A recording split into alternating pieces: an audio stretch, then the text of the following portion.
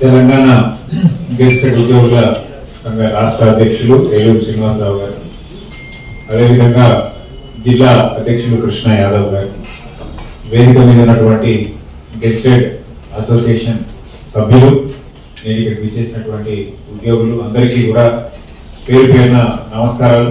ముఖ్యంగా నేడు అందరి సమక్షంలో హైదరాబాద్ కలెక్టరేట్ లో ఇవాళ నూతన డైరీ ఆవిష్కరణ చేసుకున్నందుకు ప్రతి ఒక్కరికి పేరు పైన నా యొక్క అభినందనలు, శుభాకాంక్షలు తెలియజేస్తా ఉన్నాను.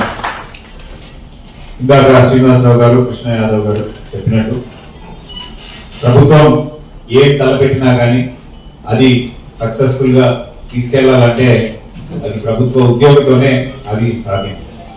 ప్రభుత్వ ఉద్యోగులు ప్రభుత్వం ఇచ్చినటువంటి సలహాలు, సూచనలు, ఆదేశాలు అవన్నీ తీసుకొని వాటిని ముందుకు తీసుకువెళ్ళినప్పుడే ప్రభుత్వానికి మంచి పేరు, ప్రజల్లోకి ప్రభుత్వం పనిచేస్తున్నాననే ఒక భావన కల్పించడానికి మన ఉద్యోగుల యొక్క పాత్ర ఎంతో కీలకమైనది. ఉద్యోగులు లేకపోతే ప్రభుత్వం పాలసీలు అవి మనం ముందుకు తీసుకెళ్ళడం. అటువంటి ముఖ్యమైన పాత్ర పోషిస్తున్నటువంటి ప్రతి ఒక్కరు, ఇది ఒక డిపార్ట్మెంట్ అని కాదు, ప్రతి ఒక్క డిపార్ట్మెంట్, గవర్నమెంట్ అన్నప్పుడు అన్ని డిపార్ట్మెంట్లు కీలకమే. వారి ప్రతి ఒక్క వారి యొక్క బాధ్యత వారు సక్రమంగా నిర్వహించినప్పుడే ప్రభుత్వానికి మంచి పేరు అనేది వస్తుంది. మన తెలంగాణలో మనం ఇందాక చూసినాము, సర్వేలు కానివ్వండి, మనం చేసినటువంటి కార్యక్రమాలు కానివ్వండి, ఒక సింపుల్ కులగణన సర్వే మనం చేసినట్లయితే బీహార్లో 6-7 నెలలు తీసుకున్నారు. మన దగ్గర మన ఉద్యోగులు, మన అడ్మినిస్ట్రేటివ్ కేపబిలిటీ ఏంటంటే ఒక 45 days లో స్టార్టింగ్ నుంచి ఒక స్మూత్, ఎటువంటి ఇబ్బందులు లేకుండా చేసి కంప్లీట్ చేసుకొని ప్రభుత్వానికి నివేదిక అందించినాం. అది రిపోర్ట్ కూడా తయారవుతుంది. So with in 2 months first మేము కాన్సెప్చువలైజ్ చేసుకున్నప్పుడు ఈ సర్వే 3 నెలలు అవుతుందా, 4 నెలలు అవుతుందా, వేరే రాష్ట్రాల్లో మనం స్టడీ చేసినప్పుడు వాళ్ళు 6 నెలలని, 8 నెలలని, అట్లా ఎన్నో సమస్యలు వారి అనుభవం మా ముందు ఉంచినప్పుడు మన దగ్గర కూడా అట్లా అవుతుందేమో అని అనుకున్నాం. కానీ మన తెలంగాణలో మన ఉద్యోగులు అడ్మినిస్ట్రేటివ్ కేపబిలిటీ అనుకోవచ్చు, వారి యొక్క నైపుణ్యం అనుకోవచ్చు, with in less than 2 months లో దాదాపు రాష్ట్రం మొత్తం కూడా కవర్ చేసి మనం చేసాము. దానికి ప్రతి ఒక్కరు కూడా పనిచేసి సక్సెస్ఫుల్ గా చేసాం. అదొక సింపుల్ ఎగ్జాంపుల్ మాత్రమే.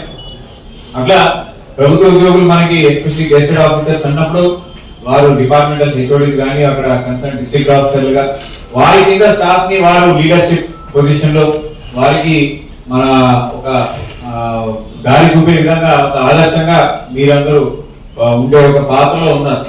సో ఇక్కడ ఉన్నటువంటి ఉద్యోగులు, ఇక్కడ ఉన్నటువంటి మనం 100 మంది ఇక్కడ కూర్చున్నప్పటికీ కూడా వారి కింద కనీసం ఒక 50 మంది ఒక కింద స్టాఫ్ పనిచేస్తా ఉన్నారు. ఈ విధంగా ఒక 5,000 మందికి ఇక్కడ వాళ్ళు బాసులుగా మనకి ఇక్కడ వాళ్ళ గెస్టెడ్ ఆఫీసర్ సంఘం ఉంది. ఆ విధంగా చెప్పారు, 30,000 మంది ఉన్నారు, 42,000 మంది గెస్టెడ్ ఆఫీసర్ మన రాష్ట్రంలో. వారి పాత్ర ఎంత కీలకమో దీని ద్వారా తెలుస్తుంది. వారి కింద ఉన్నటువంటి లక్షల మంది ప్రభుత్వ ఉద్యోగులకి దిక్సూచిగా, వారికి ఆదర్శంగా, వాళ్ళు ముందుకు వెళ్ళడానికి ఒక సూత్రప్రాయంగా వారికి కంప్లీట్ లీడర్స్ గా వారి డిపార్ట్మెంట్ లో వారు అద్భుతంగా పనిచేస్తా ఉన్నారు.